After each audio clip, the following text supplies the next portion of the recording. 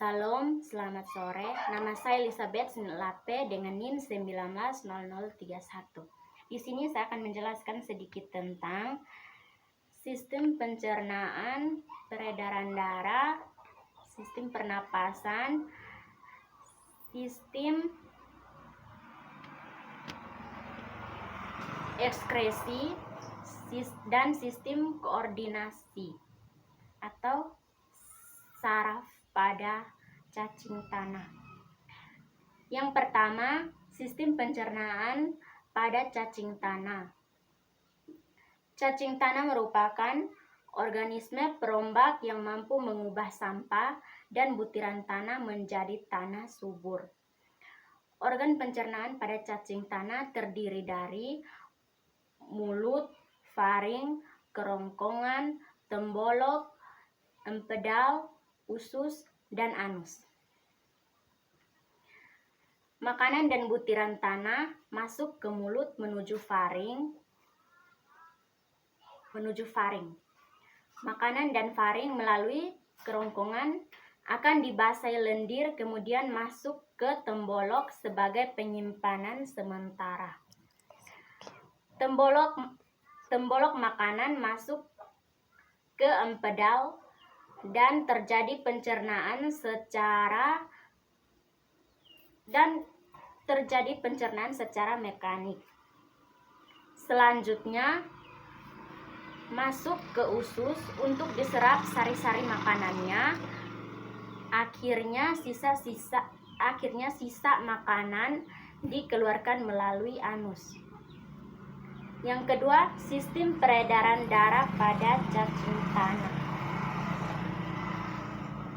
Darah cacing tanah dapat menyebar ke seluruh tubuh sehingga bila terpotong, cacing tanah masih dapat bergerak.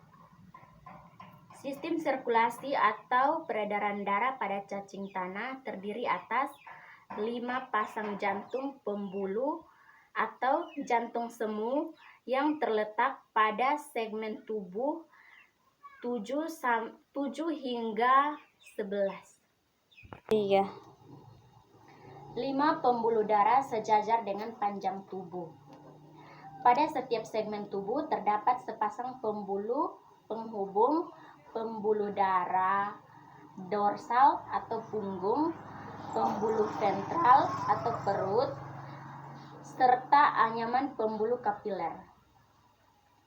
Jantung pembuluh terdiri dari pembuluh-pembuluh yang berukuran besar, yaitu pembuluh dorsal dan ventral yang mampu berkontraksi.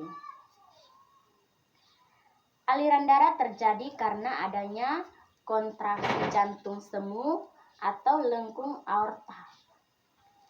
Jantung memompa dari pembuluh darah ventral kemudian ke seluruh tubuh. Pertukaran gas pernapasan terjadi di dalam jaringan-jaringan tubuh melalui kapiler. Dari seluruh tubuh, darah menuju dorsal tubuh kemudian baru kembali ke jantung. 3. Sistem pernapasan pada cacing tanah. Permukaan kulit cacing dapat menyerap oksigen dari udara dan mengalirkannya ke pembuluh darah. Pembuluh darah mengantarkan oksigen ke seluruh tubuh. Cacing melewati pembuluh darah juga. Gas sisa pernapasan atau karbon dioksida dan uap air dibawa menuju kulit untuk dikeluarkan.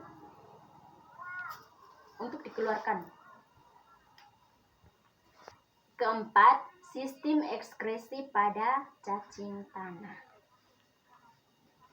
Alat ekskresi pada cacing tanah berupa nefridia atau alat ekskresi atau bisa juga disebut dengan nefridium dengan jumlah segmen yang terdapat pada tubuh cacing tanah tersebut. Nefridia terdiri atas beberapa bagian meliputi A. Nefrostoma, B. Tubulus atau tubula nefridia, C. Kantung kemih, D. Nefridiofor. Proses eksekresi pada cacing tanah dimulai dari masuknya air beserta zat sisa serta zat yang masih berguna karena dihisap oleh nefrostoma. Kemudian air tersebut dialirkan ke tubulus nefridia di segmen tubuh belakangnya. Pada tubulus nefridia ini terjadi reabsorpsi zat yang masih berguna tersebut akan dikembalikan ke kapiler darah. Sedangkan zat sisa yang tidak dibutuhkan oleh tubuh akan mengalir sampai ke kandung kemih untuk dikumpulkan sementara waktu. Setelah kandung kemih penuh dengan urin, maka akan dibuang ke lingkungan lewat lubang nefridiofor. Yang kelima, sistem koordinasi atau saraf pada cacing tanah. Saraf ditutupi oleh kulit dan cacing tanah berjalan dengan badannya. Cacing memiliki sistem saraf berbentuk memanjang dan arah kepala ke arah belakang atau ekor yang membentuk simpul-simpul saraf dan simpul-simpul saraf di bagian-bagian tertentu disebut ganglion. Cacing tanah terdiri atas beberapa, yaitu yang pertama ganglion kepala, kumpulan badan sel saraf terletak di ujung depan tubuh pada ruas ketiga. Yang kedua, ganglion bawah kerongkongan di bawah saluran pencernaan.